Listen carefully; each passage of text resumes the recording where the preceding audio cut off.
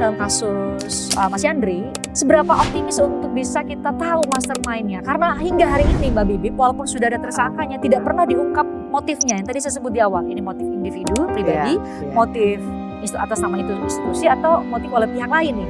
Belum pernah diungkapkan. Tidak mungkin ada seorang prajurit yang atas inisiatif sendiri dia benci gitu secara personal sama Andri dan melakukan hal itu. Kita harus paham polanya adalah pasti komando di TNI. Bahkan dari penyelidikan atau penyidikannya kepolisian kan sudah ketahuan ya, tidak hanya 2 orang naik motor, tapi sebenarnya ada serombongan orang yang terorkestrasi. Kemudian TAUD, tim advokasi untuk demokrasi, juga sudah melakukan investigasi sendiri. Dan mereka menemukan bahkan tidak hanya 4 orang, tapi lebih dari itu. Apakah 10 orang itu rame-rame membenci seseorang yang namanya Andri Yunus? Saya kira tidak mungkin kita bisa simpulkan sesederhana itu. Melihat struktur komando yang ada di tubuh TNI ataupun institusi lain lah, tapi ini terorkestrasi.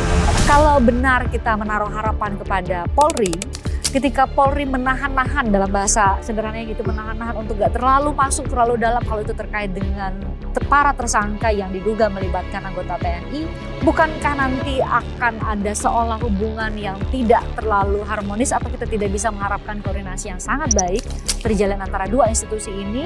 Berarti ini kan melahirkan pesimisme juga kalau prosesnya kita serahkan sepenuhnya dan berharap pada Polri.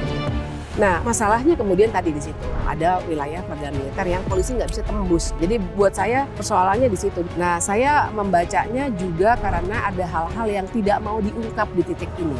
Tapi kalau melihat pola-pola yang terjadi dengan peradilan militer selama ini, plus juga bagaimana kecepatan TNI untuk tiba-tiba bikin konferensi pers langsung, oh ini kami yang melakukan penyidikan dan seterusnya, tidak salah juga kalau kita bisa patut menduga, kita punya kecurigaan, wah ini apa nih di balik ini. Dalam konteks itu muncul juga perspektif lain Mbak Bibip, misalnya dari perspektif psikologi forensik. Ada Mas Reza Indragiri yang bilang terlalu mudah sinyal-sinyal itu terlalu tersedia di depan mata kita sehingga justru ia juga membuka kemungkinan bahwa ada false flag operation. Justru karena Mas Andri itu banyak berurusan dengan TNI, maka dengan sangat mudah bagi siapapun yang punya kepentingan untuk memperburuk atau merusak citra TNI bisa menggunakan Mas Andri. Jadi kita semua pasti akan tergiring ke sana secara psikologi.